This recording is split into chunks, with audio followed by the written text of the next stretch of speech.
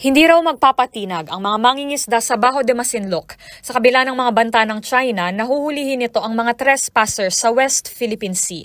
Ayon sa Pangulo ng New Masinloc Fishermen's Association na si Leonardo Quaresma, bagamat hindi na nakakalayo, may ilang mga mangingisda pa rin na patuloy at regular na pumapalaot kahit pa masama ang panahon. Nanindigan ang samahan na hindi nito kinikilala ang fishing ban na ginigiit ng China dahil mayroong sariling batas na pinapairal ang bansa.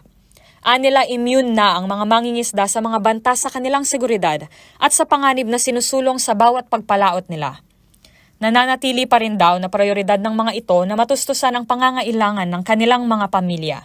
Immune na po kami sa bagay na yan. Ang amin, basta makapangisda lang po kami, mayroon po kaming may tustos sa amin pong sabbahayan.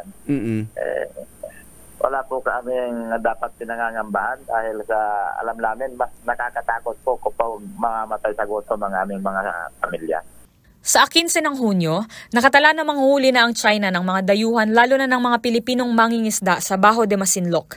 Gayunpaman, umaasa raw ang mga mangingisda sa tugon ng Pangulo sa pagkakataon na magsimula ang operasyong ito ng China. Sa ngayon, wala namang tagubilin na natatanggap ang mga mangingisda na itigil muna ang pagpalaot. Taliwas ito sa ibinunyag ng Masinloc Mayor Arcenia Lim sa isang panayam na pinahihinto raw ng Philippine Navy ang patuloy na pangingisda. Nanawagan naman ng alkalde sa posibilidad na magkaroon ng gabay ang mga mangingisda ng Masinloc para maipagpatuloy nito ang mga hanap buhay sa kabila ng mga nasabing banta. Para sa NBC TV Network News, ito si Rose Babiera. Sama-sama tayo, Pilipino.